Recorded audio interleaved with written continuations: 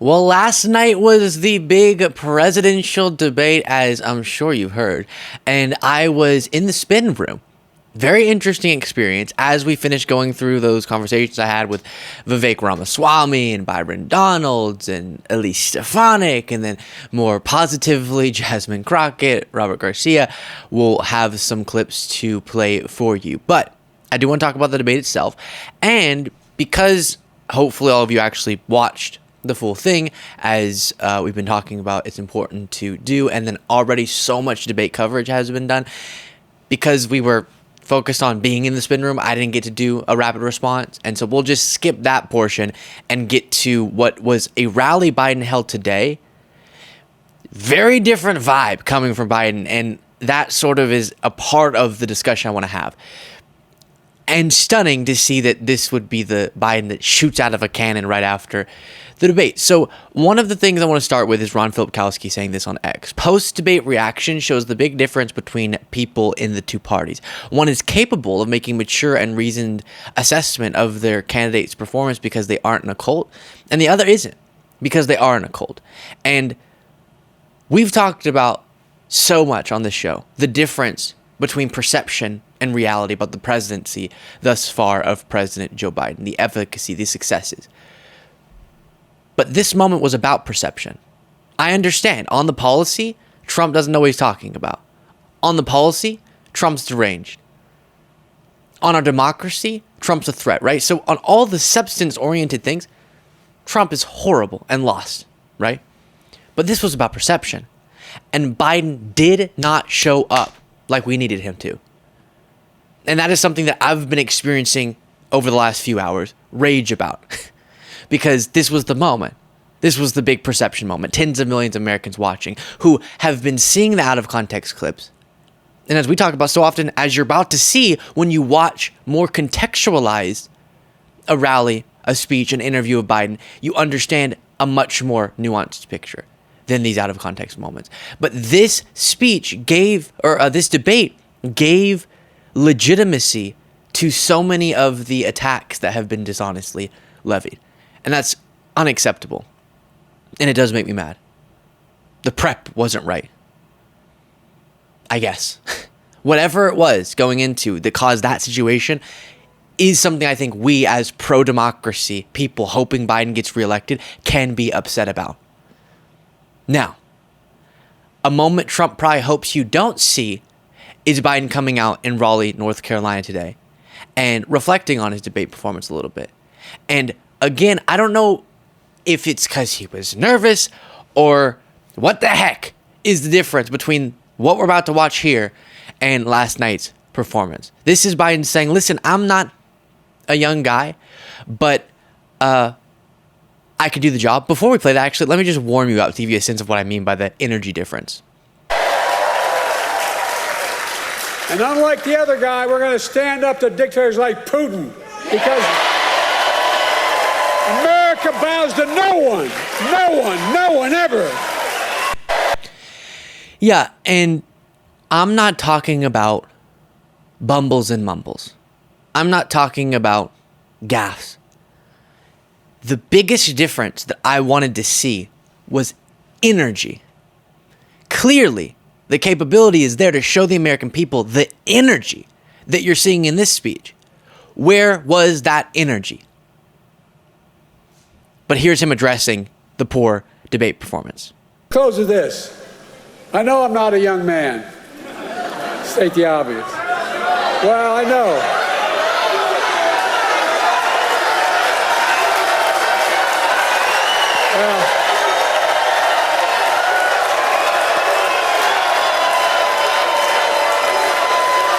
Well, I don't. Folks, I don't walk as easy as I used to. I don't speak as smoothly as I used to. I don't debate as well as I used to. But I know what I do know. I know how to tell the truth.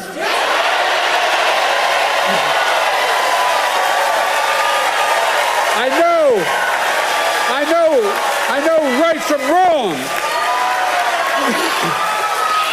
And I know how to do this job. I know how to get things done. And I know, like millions of Americans know, when you get knocked down, you get back up.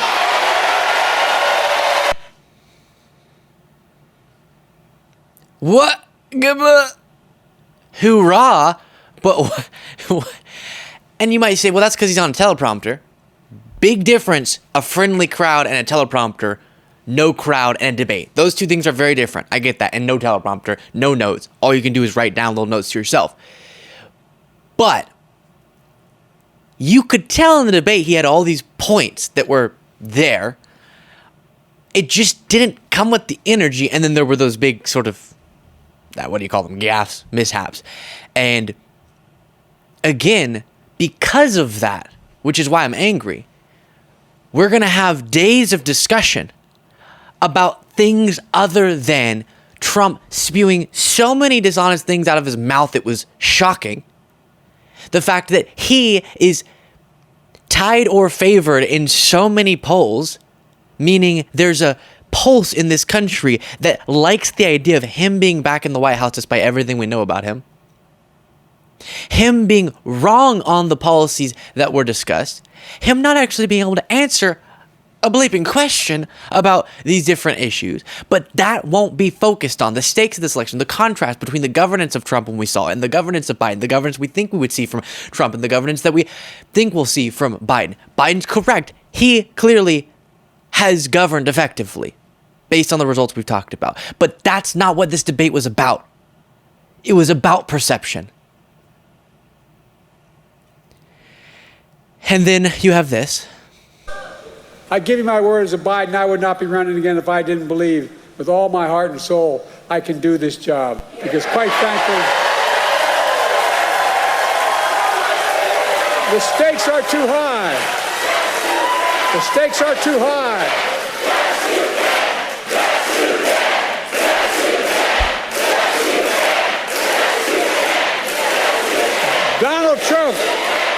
Donald Trump is a genuine threat to this nation. He's a threat to our freedom.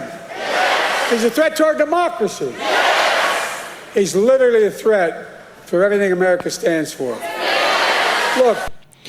So I know a lot of people are mocking that the Biden campaign mentioned, I guess, that Biden had a cold. But again, the clearing of the throat and all that, that doesn't bother me. You all know I do like going below the surface. Let's talk about what matters, what affects people's lives. But people, even though it's true that so much discussion, even before this debate, is given to aesthetic, surface level things that don't get to the core of what impacts people's lives. And if we focused more on those policy areas that are so consequential, I think Biden would be way more favored in this election, given the effective governance of his administration. But people do want to have a president that they know can get up there and articulate their vision, that they know gets it, is on it. And that's what the debate was about. And so, again, I think it's fine to be feeling upset about that. But also, this rally is... Where was this energy? You could tell he's clearing his throat still, so fine. The cold didn't have to get in the way of it. I think part of it was nerves, the stakes of it, I don't know.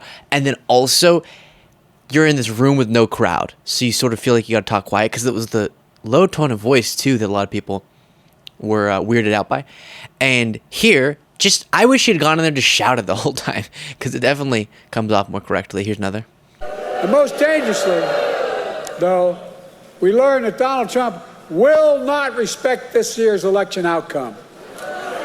He's still not respecting the last time out. Well, think about it. Every court in Newnan ruled that it was a fair election. He's still denying it, still telling lies. 3 times Trump was asked last night by the moderators, would he respect the election results if he lost this time? 3 times he refused to answer. 3 times. Folks, Donald Trump refused to accept the results in 2020. We all saw what happened on January the 6th. It's a direct consequence of that. It was an international embarrassment. By the way, as I go to these international meetings, I know every major world leader, I literally, because I've been around, as you might have noticed. But they asked me, did he really mean this? Was this real? It caused a constitutional crisis and international embarrassment. Yeah. Where were these points last night?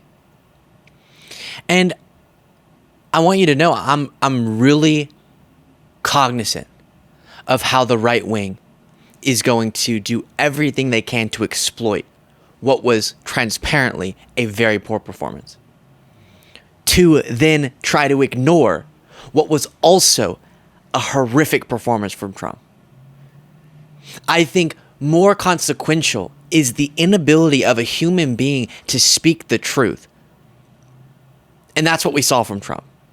Someone who stands up there can't denounce people who tried to overturn our election, can't accept or commit to accepting the results of what is going to be a free and fair election, and can't articulate in ways that made any sense other than I'm the best ever policy subjects.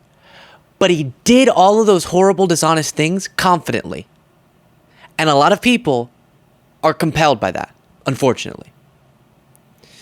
And so we have to balance being honest about what was observed, being honest about how that should cause us, at least for me, it's processing into sort of being upset.